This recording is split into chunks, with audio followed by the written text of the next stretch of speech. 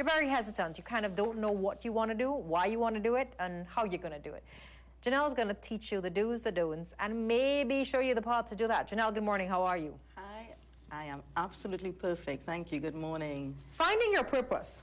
How do you find your purpose? Firstly, I'd like to say thank you so very much for having me here. It's an absolutely great opportunity. Now, I have many conversations with people regarding purpose. And when I say, what's your purpose? They look at me and think, eeks, what are you talking about? Humanity, save the world? No, we are trying to define why are you here? What is the reason that we are here? And it's not just defining the purpose, but are we living life purposefully? How would you, a lot of times people, how do you measure the success of your life? Do I look at the economic strides that I've made? Do I look at the accomplishments? I can say that at 30 plus, I can travel the world. What do you do? Bank accounts, how do you decipher your purpose? Firstly, it all starts with you. It all starts with that one self-identity, asking yourself, where I am, is it really where I want to be in life? Is it where I would like to continue growing? We have so many obstacles, so many challenges around us, and most of it is really our self-doubt, our self-fear, and we use others, I call it the others, opinion, to kind of tell us where we should be in and what we should be doing. And we use that as a mindset, well, you know what? She thinks I'm no good, so I'm going to remain no good. But we now have to change our mindset, our thinking of, where do I want to be? Am I really happy where I am? Can I make this change? No, every time we think that we need to make a change, we start to become uncomfortable. Our belly has this feeling. We get, cold fingers, sitting there waiting for you guys this morning. I'm like, oh my God, I'm going to open myself to this world. Am I crazy? What is going on? You need to run. And then I look down and think, shoot, I've got on heels. I'm not going to run very far. And we keep running. We keep running away from our passion, from our destiny, because society has defined us. We are no longer good. We don't fit the image. And, you talk about not fitting the image.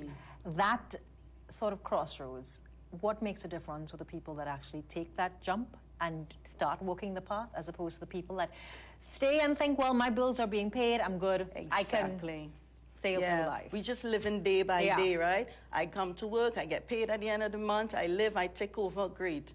But you know what makes the us different? The jump.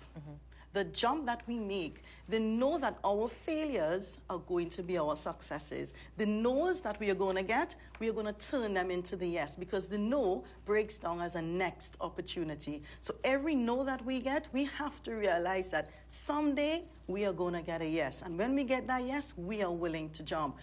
Jumping, I guarantee, is very difficult. Do you wait on that yes? Because there is a trend of thought that no one creates your destiny, no one creates your fate, that you are the controller of your destiny. And I always think that comfort is the adversary of growth, and I think that's why I've ended up somehow. And you kind of just, you have to decide, you have to get up and move. We had Fitzgerald Hines telling young people in Mova, I could give you everything in the world and put it on a platter. If you don't want it, there's nothing I can do. And that is correct. We need now to identify what we want to do and invest in ourselves. We need to invest in ourselves first through our mind thought, our thought process. We need to now look at, I am willing to do this. What does it take? A. B, am I willing to go all the way? We have a lot of pauses, as you say, and we're always waiting. We're waiting for the right time. We're waiting for the best moment. We're waiting for the right job. But we are waiting, and it doesn't necessarily come through. So we've got to act. Let's not wait till December 31st to think, you know what, I'm going to make my resolutions. We are now in the middle of the year. We still have time. We have 6 more months that we can start, but we need to start now and we reap. But what we want to do right now is that we are reaping while we are sowing, and we can't do the same. We can't do the same thing at the same time. We have to reap now, and later we will sow. When people come to the event, because you're having the event at Chicago Sports Indoor Center, where am I going? Who am I? What is the one thing you want them to leave with? I want them to leave with a sense of, we all have a story. We have all made mistakes. We have all had regrets. But it's not who I am. I know that I'm sitting here today or I'm watching you, and I know in my stomach that there is more for me. But how do I get that? I need to know how can I tap into that. I need to know how I can be financially free, how I can be more abundant, how I can live in prosperity, because prosperity is not for the ones that we see on the telly. It's not for the ones living in a different community or in a different social network. Prosperity and abundance is for all of us, but we must be willing to work, act, and be willing to fall. But when we fall, we must fall with our back. So we look up and think, you know what? I've got to keep going again, because all of my failures lie in my success. What are we going to do today to make us realize I am somebody and I can change somebody's life? I'm not here to put any rules on anyone's life. I am here to encourage anyone that is willing to make that step, that difficult step of change.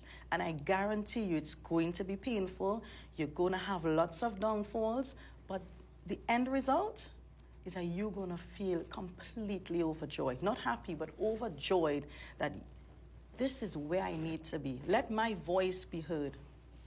Definitely let your voice be heard, and the date and the time, and we've heard that it's about finding your purpose. And really and truly in life, it's not about how hard you can take the hit, but it's how many times you can get up after being hit. That really does determine your life's worth. We're going to check in what's happening in the world of tech, and when we come back, we're going to tell you about a mail pop-up shop.